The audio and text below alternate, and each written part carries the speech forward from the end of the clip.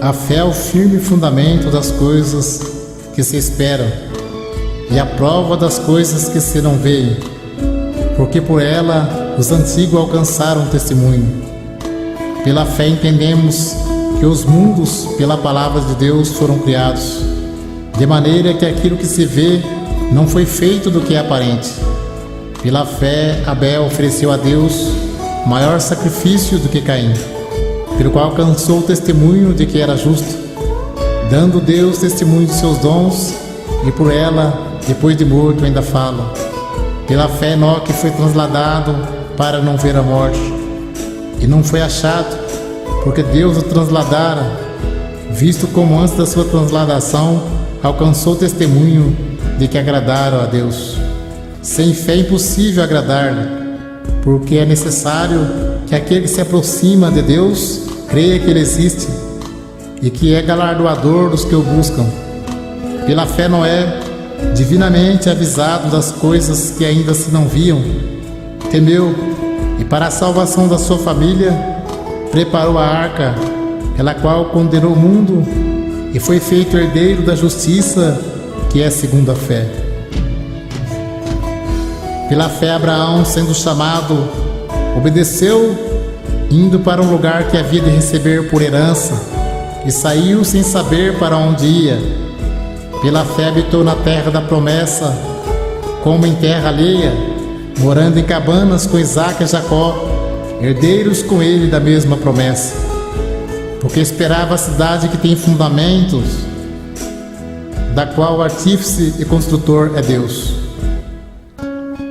Pela fé também a mesma Sara recebeu a virtude de conceber e deu à luz já fora da idade, porquanto teve por fiel aquele que lhe tinha prometido. Pelo que também de um, e este já amortecido, descenderam tantos em multidão como as estrelas do céu e como a areia inumerável que está na praia do mar.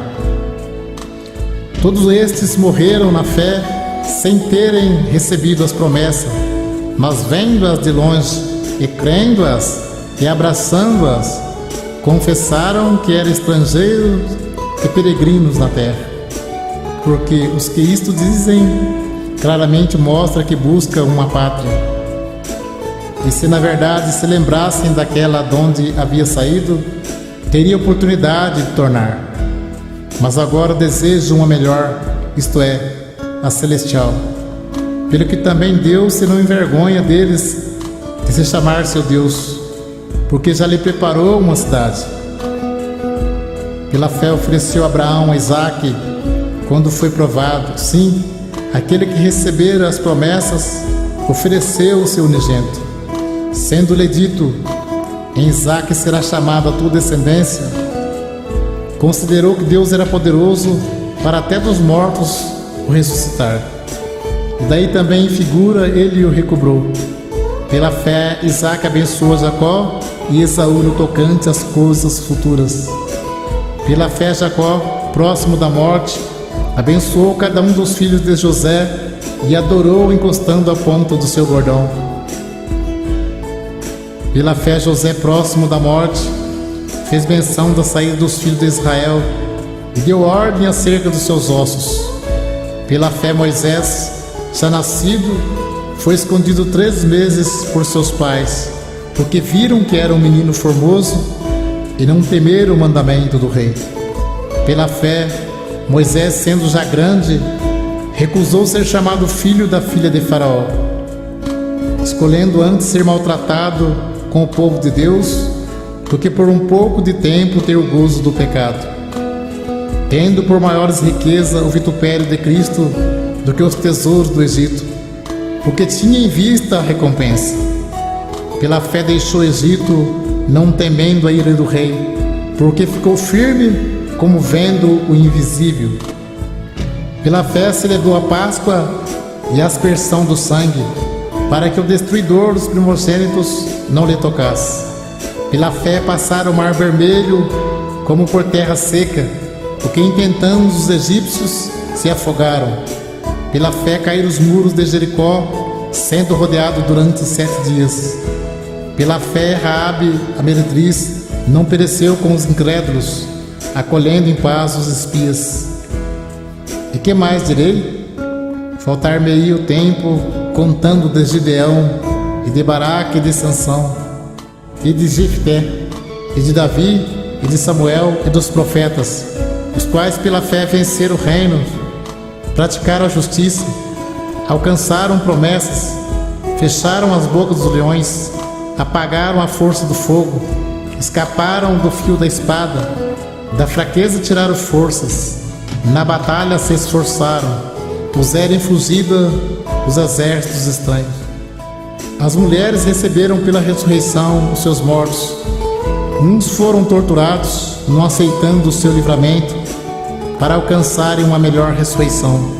E outros experimentaram escárnios e açoites e até cadeias e prisões.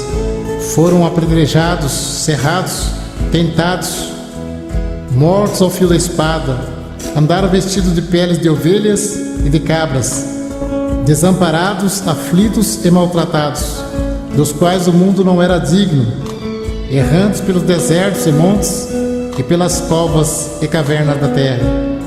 E todos estes, tendo tido testemunho pela fé, não alcançaram a promessa, provendo Deus alguma coisa melhor a nosso respeito, para que eles sem nós não fossem aperfeiçoados. Ainda que eu falasse a língua dos homens e a dos anjos, e não tivesse caridade, seria como um metal que soa, ou como um sino que tine. E ainda que tivesse o dom de profecia, e conhecesse todos os mistérios, e toda a ciência, e ainda que tivesse toda a fé, de maneira tal que transportasse os montes, e não tivesse caridade, nada seria. E ainda que distribuísse toda a minha fortuna para o sustento dos pobres, e ainda que entregasse o meu corpo para ser queimado, e não tivesse caridade, nada disso me aproveitaria. A caridade é sofredora, é benigna, a caridade não é invejosa, a caridade não trata com leviandade, não se ensoberbece, não se porta com indecência, não busca os seus interesses, não se irrita, não suspeita mal, não folga com a injustiça, mas folga com a verdade. Tudo sofre, tudo crê, tudo espera, tudo suporta. A caridade nunca falha, mas havendo profecias, serão aniquiladas. Havendo línguas, cessarão. Havendo ciência, desaparecerá. Porque em parte conhecemos e em parte profetizamos. Mas quando vier o que é perfeito, então o que é em parte será aniquilado. Porque agora vemos por espelho e enigma, mas então veremos face a face.